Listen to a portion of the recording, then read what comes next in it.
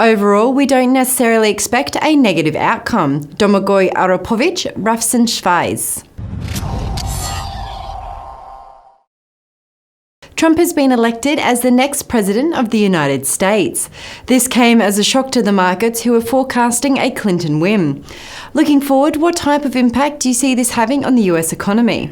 Well, the uncertainty about the economic impact is high right now, and that might stay so for a while. There's lots of potential for negative surprises. For example, if he sticks to his plan to immediately establish protectionist policies. On the flip side, however, there is also potential for positive change. For example, we saw this morning that his first comments were quite conciliatory, which was unusual for him. And also his party kept both chambers in the Congress.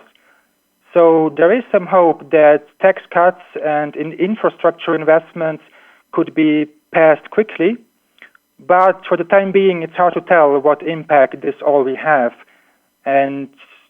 But overall, we don't necessarily expect a negative outcome. So for now, we keep our GDP forecast for next year unchanged at 2%. It could be higher, of course, if all those expansionary fiscal policies are implemented next year, but this is still a big if. Domestically, Trump's main appeal was that he was not a politician and therefore not corrupt.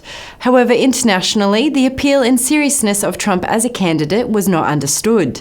Do you think Trump's presidency will put a strain on international relationships, particularly with countries such as Mexico and China? Yes, that is a concern for us. Not only Mexico and China, it will also be very interesting to see his stance toward NATO, Syria, or, for example, Vladimir Putin, where he has given conflicting statements in the past. All these possible changes on the international scene are an important reason why the markets are quite nervous right now. For example, the Mexican peso has weakened significantly. But on the same time, there is also some hope in the market that he will be a little bit more conciliatory as president.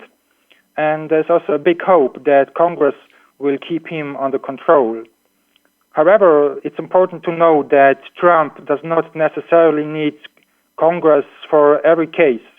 For example, he could implement some protectionist measures just by executive order, and that's why we stay cautious for the time being.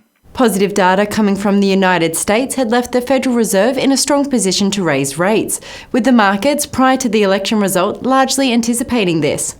Following the election outcome, do you believe a rate hike in December is still likely? As mentioned earlier, if Trump softens his stance a bit, and if he is willing to cooperate with Congress, there might be positive changes, and that would calm the markets. So even though there is a high uncertainty right now, an interest rate hike in December is less likely, but not completely off the table.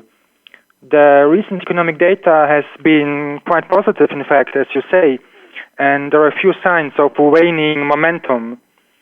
And on the other side, inflation is in check, and it's not forcing the Fed's hand right now. So overall, we see more or less even chances for a rate hike this year.